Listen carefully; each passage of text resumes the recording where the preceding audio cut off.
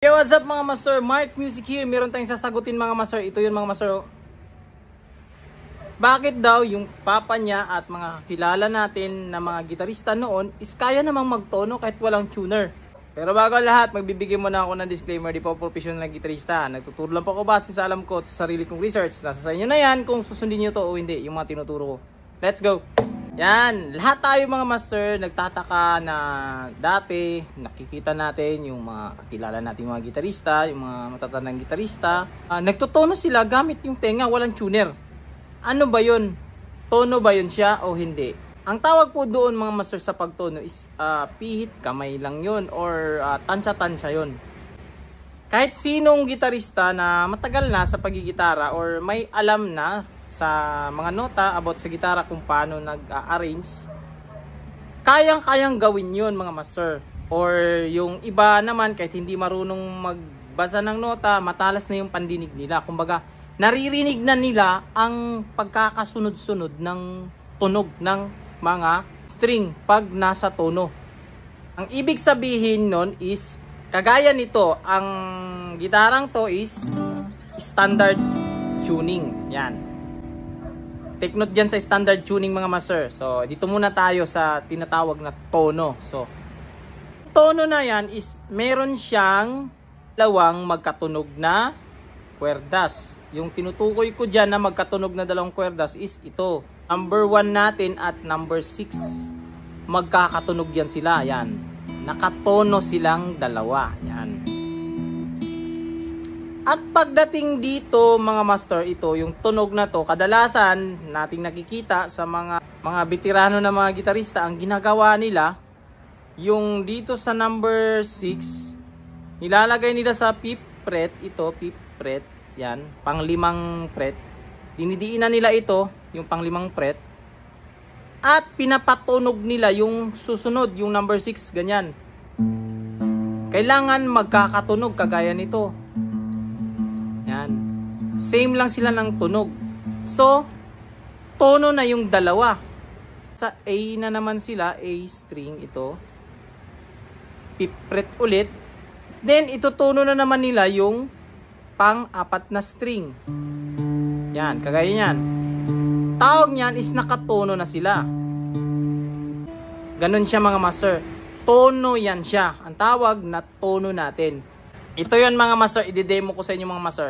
Ito is nakatono yung ating gitara. So, luluwagan ko ito ngayon mga master. Yan. Ito na mga master, wala na sa tono mga master. So, i-demo ko sa inyo mga master ang ginagawa ng mga gitarista noon, yung hindi pa nila alam yung mga nota. Yan, ito yung hindi pa nila alam mga nota, yung tinatawag ko kanina na pihit kamay lang at tansya-tansya lang yun mga master. Ito mag-start sa pinaka low E. Yan.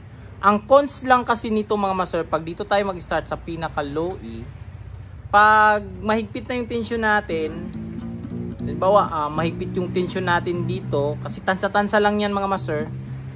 Pagdating dito sa pababa na strings is pahigpit ng pahigpit. Kaya pagdating sa number 1, matensyon na. Kaya kadalasan putol. Yan, kaya ang gumagawa talaga nito ng mga gitarista is yung ma-experience na, kumbaga maano na sa pandinig. Matalas na. Yan. So ito na mga master, itutono na natin to mga master. Yan, unahin ko yung number 6 na string. Ito yung pinakamalaki. So ito yung ginagawa ng dating mga gitarista mga master. So tansya-tansya lang yan mga master. Yan. Ito, yung tunog na to para sa akin, okay na to. Tapos, hindi siya ganon ka higpit, katensyon. So, pagdating dito is, lalapatan ko na yung 5th fret niya.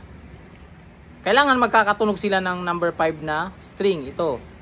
So, paddle tune ko na silang dalawa. Yan. So, rinig agad natin na maluwag yung 5th string. So, higpitan natin yung 5th string.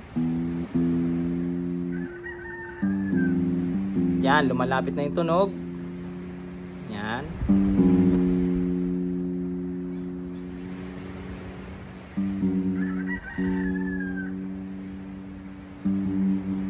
Yan, malapit na. Pag malapit na mga master, kunting ikot-ikot lang dito sa ating tuning peg. Yan. Magkakatunog na sila mga master. At pag sunod niyan is yung number 5 na naman at number 4 na string yung ipagtono ko. So, 5th fret ulit. Yan, maluwag ulit yung ating number 4. So, higpitan natin.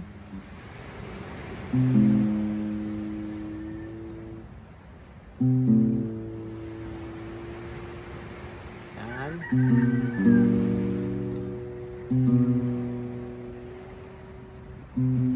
Yan, tono na mga master. Sunod, yung ating number 4. Yun naman ulit, 5th fret. Papunta doon sa ating number 3. Yan, pansin nyo mga master, medyo mahigpit yung ating number 3. Yan o, mahigpit siya. Ibig sabihin, luluwagan ko siya.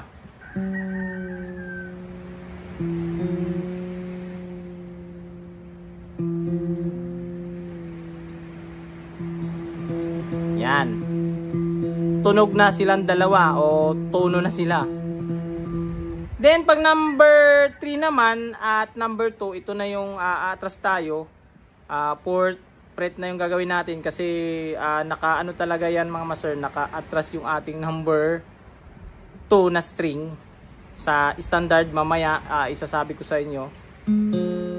Yan. So maluwag yung ating number 2. Higpitan natin.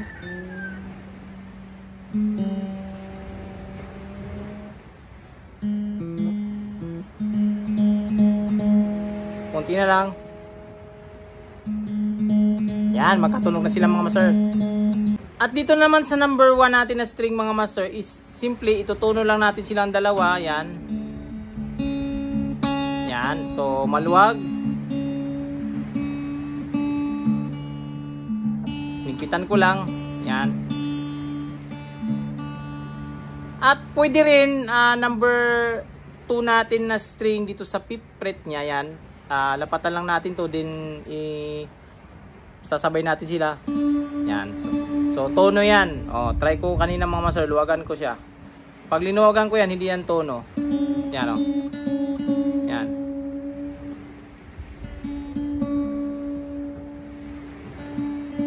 So natono na natin siya mga master. Ito yung G natin. Yan. Yan, G. Yan. Tono na natin.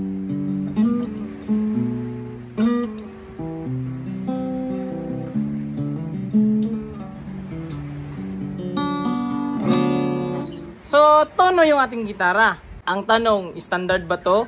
Try natin kasi may tuner tayo dito. Yung kulay green, pag nakalagay yan sa gitna, yan, palubat na yung ating battery mga master. So, ito yun, pag nakalagay yan sa gitna, yung pula na ito, kalabitin ko yung number 1 na string yan. Ibig sabihin, kasi nandito yung ating indicator sa pula, ibig sabihin flat siya, hindi siya yung standard. Wala siya doon sa ating tono na yung tinatawag na standard tuning. So, ang problema na ngayon mga master, pag ganito yung tunog natin, so, tama naman, natono natin siya. Ito, tono ang tawag dito, natutono na natin. So, ganito yung ginagawa ng mga dating mga gitarista mga master. Yan, ganun din ako dati. Kasi akala ko dati, nakikita natin na gitarista may tuner na dala. Wala. Mas yun yung uncle ko na yun kasi wala nang tuner yun. Kaya niyang itono. Yes, tama. Pero ang tanong, kasi ang mga tunog na sinisepra natin, yan is naka-standard tuning. Kaya, nahirapan tayo magsepra dati. Bakit nakikita natin sa chords? E. Then, pag gagawin na natin yung sa song hits, teng, neng, teng, teneng, teng, teneng, teng, teneng. Yan, tama naman. Pero, hindi siya tutugma pag sinabayan na natin yung may backing track tayo na yung actual na sinisepra natin. Hindi siya tutugma. Bakit? Dahil hindi siya standard tuning. Yan. Yan na tayo mga master, papasok sa standard tuning. Dito na tayo. Ang standard tuning mga master is meron niyang sinusunod. At involved na dito yung mga nota. Yan. Kaya yung nakikita natin pala na mga gitarista, na mga professional na mga gitarista, na meron lagi silang tuner kasi para magkakasabay sila. Nagkakaroon na company yung bawat instrument, kagaya ng yung keyboard. Yan. Ito yung gitara natin ngayon na tinuno, hindi ito makakasabay sa keyboard. Pag mayroon na tayong keyboard na kasama sa banda or bass, hindi na magkakasalungatan na, lalong-lalo na yung kumakanta. Yan, naalala ko dati mga master, practice kami, yung pihit kamay lang na gitara, yan. Then, pagdating sa actual, ang taas ng kanta, sabi namin G. Nung pala yung G na yun, yun pala is standard. Yung tinuno na namin, yung gitara namin, doon sa keyboardist, yung chords ng keyboard is E. A major sa amin is G. So, ang layo, sobrang layo. Kaya pagdating namin doon sa actual na kumakanta kami na ibang gitara na yung gamit namin, naka standard tuning, nahihirapan na yung kumakanta kasi sobrang taas. Yung pinaktis nila G. Yan. Kaya ganun mga master, napakahalaga pag naka-standard tuning yung ating gitara. Yung standard tuning is meron tayong first string natin is E, B, G, D, A, at E. Ganun siya. So, ang keyboard yung ginagawa naming tuner nung time na yun kasi wala pa yung guitar tuner. Ayan, wala pang mga apps na gano'n. Wala rin kaming pedal na tuner at yung clip. Kumbaga, nakasalalay lang kami sa keyboard. Yan yung standard. Kasi ang keyboard naman is standard naman yan. Hindi naman magsisintonado yung keyboard. So, ito na mga master. Ituturo ko na sa inyo mga master. Gagamitin na natin yung standard tuning. Yan. Yung gitara ko na to, ito, si Nick. Meron siyang built-in na tuner. So ito mga master, hindi ba ko yung setup mga master para makita nyo mga master yung tinatawag na standard tuning. So ganito ako una magtono mga master. Ang ginagawa ko, tinutuno ko muna yung aking G string or yung number 3 na string. Yan. So tingnan nyo dyan sa indicator mga master. So nakalagay sa arrow is flat. Higpitan ko daw siya. At yung nakalagay dito sa kulay green is F. Dapat G yan.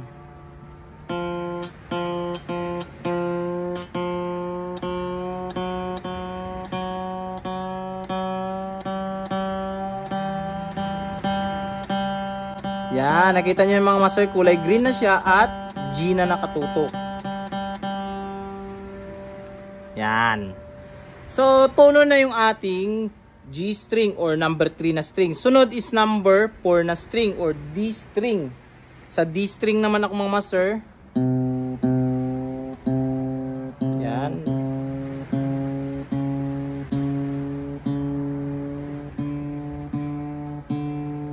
Yan. Yan yung D string. So standard na yan. Then sunod yung B string or number 2 na string.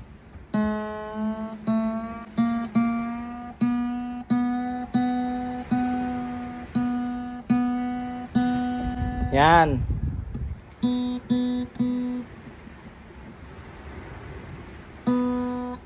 Yan, nakalagay mga master o B.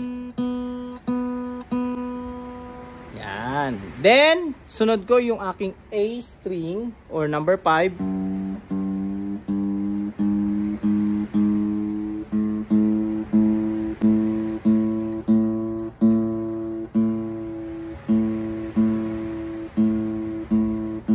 Yan. Tono na mga master. At malalaman mo rin yan mga master pag nasa sharp ka na kasi yung arrow pabaliktad yan. Try natin ulit. Isa-sharp natin siya. Yan. Nag-arrow na yung ating indicator na sabi arrow paatras. Kasi sharp na. Kaya malalaman natin na sharp. Yan. Yan. Yan na yung standard A.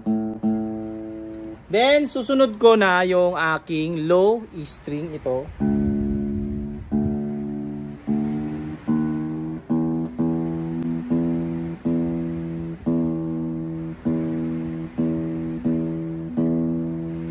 Yan. Then, yung panghuli ko yung aking high E string. At ito yung kinakatakutan ng lahat. Yan, malapit na. Yan. Yan na mga master. Yan. At ito yung tunog ng ating standard mga master.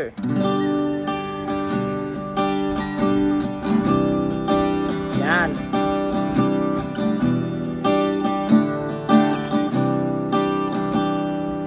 Yan yung tunog ng standard. Yan. Kasi yan kasi ang sinusunod mga master ng mga kanta. Karamihan. Yan. Karamihan. Kasi meron din naman kasing drop D yan. May mga drop D. Ibig sabihin ng drop D naman, ang tinatawag sa drop D is yung low E string ito. Itotono mo lang yan into D. Yan. Kasi ito ay E. So, mataas siya sa D. So, ang gagawin, itutono mo lang naman din yan ng D.